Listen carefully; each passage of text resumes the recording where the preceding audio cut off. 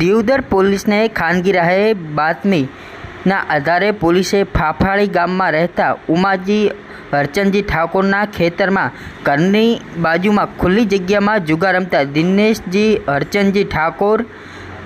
અને ઉમાજી હરચંદજી ઠાકોર બંને રહે ફાફાળી તાલુકો દીવદર, શંભુજી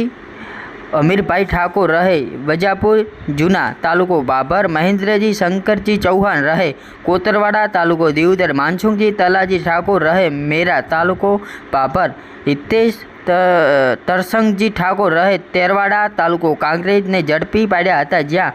જ્યારે